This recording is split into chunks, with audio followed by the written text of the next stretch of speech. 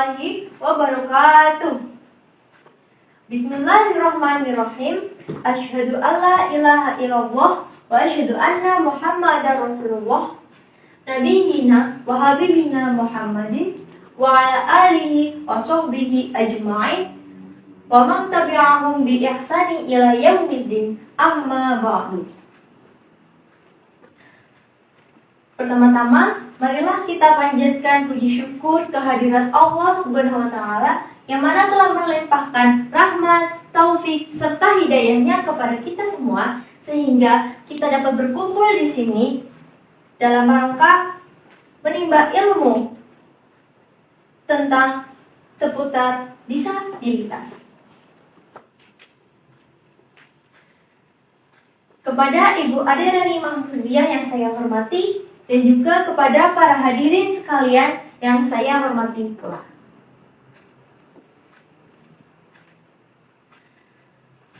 Pada kesempatan yang berbahagia ini, saya ingin mengucapkan terima kasih kepada para hadirin yang telah hadir di sini dan meluangkan waktunya untuk bersama-sama kita menimba ilmu serta memperluas cakrawala seputar disabilitas. Nah, sebelum kita membahas lebih dalam tentang disabilitas, apakah ada yang tahu apa arti kata disabilitas itu?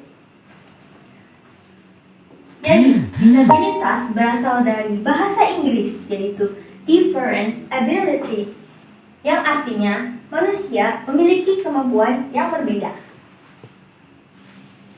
Jadi, para penyandang disabilitas adalah setiap orang yang tidak mampu menjamin dirinya sendiri, seluruh atau sebagian kebutuhan individu normal dan atau kehidupan sosialnya, baik yang bersifat bawaan maupun tidak, dalam hal kemampuan mental maupun fisiknya. Terdapat beberapa istilah penyebutan yang menunjuk pada para penyandang disabilitas. Ada yang menyebutnya dengan istilah penyandang cacat, ada juga istilah berkebutuhan khusus, dan ada juga istilah penderita cacat. Namun, biasanya para penyandang disebut dengan para penyandang disabilitas.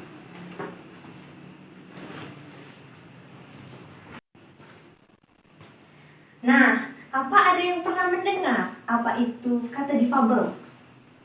Biasanya, difabel sering dikaitkan dengan disabilitas. Apa perbedaannya?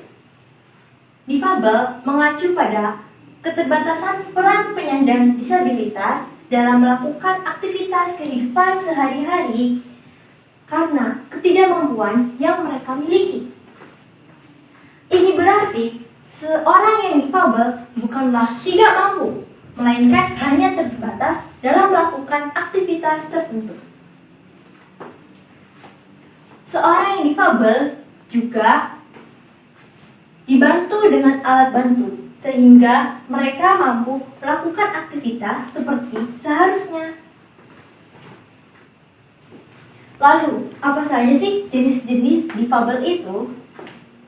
Pertama, ada cacat fisik.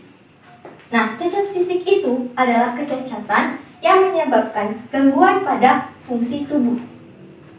Contohnya, ada tunanetra atau buta, yaitu orang yang tidak mampu melihat dengan kedua matanya.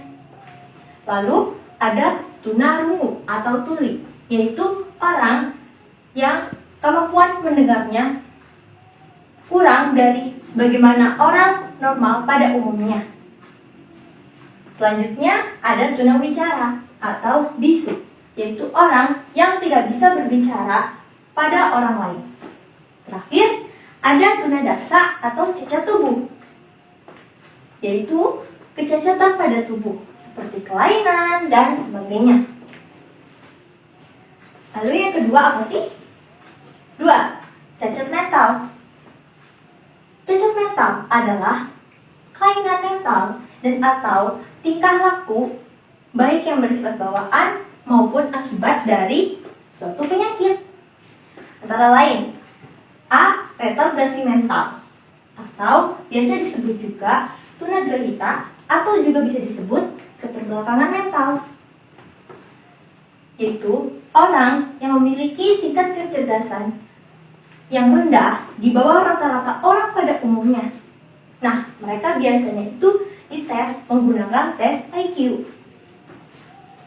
B. Gangguan psikriatrik fungsional atau tunalaras atau cacat pengendalian diri, yaitu orang yang memiliki kesulitan dalam pengendalian diri. C. Alkoholisme. Dan D yang terakhir, gangguan mental organik dan epilepsi. Salah satu tokoh terkenal seorang penyandang disabilitas, yaitu Helen Keller. Walaupun ia tuli dan buta, tetapi Helen Keller tidak terhambat dalam mendapatkan gelar sarjananya. Lalu, bagaimana kondisi para penyandang disabilitas ditinjau dari aspek kesehatannya? Pemantauan kesehatan para penyandang disabilitas ini berbeda dengan konsep umum seperti yang berlaku di posyandu atau posyandu. Karena terkait dengan permasalahan yang dihadapi, yang tidak hanya berhadapan dengan risiko penyakit secara umum, namun juga menghadapi permasalahan seperti 1. Para penyandang disabilitas biasanya sering disertai dengan masalah kesehatan lain. Dan yang kedua, para penyandang disabilitas ini membutuhkan pendampingan yang lebih intens dalam psikologis, mengingat tekanan permasalahan yang mereka hadapi, baik secara sosial, ekonomi, maupun kesehatan. Lalu, bagaimana upaya pemerintah terkait dengan kesehatan para penyandang disabilitas ini? Upaya penanggulangan ini diperkuat dengan upaya penanggulangan penyakit agar untuk menghindari disabilitas lebih lanjut dan gangguan fungsional dengan mengutamakan upaya promotif preventif serta meningkatkan upaya kuratif rehabilitatif.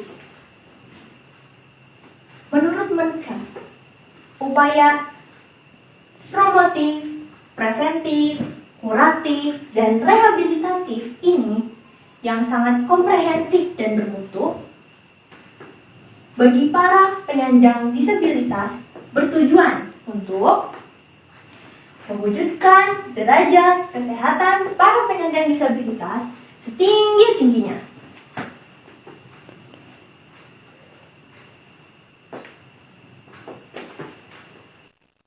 Hal ini dapat terlaksana apabila upaya-upaya pemerintah ini dilaksanakan oleh seluruh lapisan masyarakat.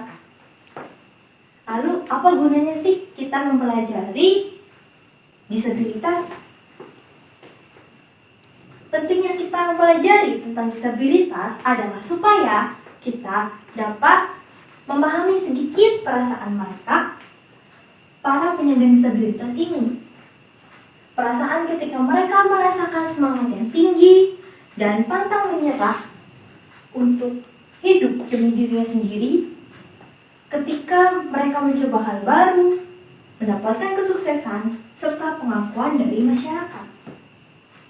Salah satu ajang kompetisi unjuk bakat bagi para penyandang disabilitas ini adalah Paralimpiade. Paralimpiade itu adalah ajang kompetisi olahraga internasional bagi para penyandang disabilitas. Demikian ceramah yang dapat saya sampaikan. Apabila ada yang kurang berkenan di hati para hadirin, baik isi maupun tata cara penyampaian, saya mohon maaf yang sebesar-besarnya. Wassalamualaikum warahmatullahi wabarakatuh.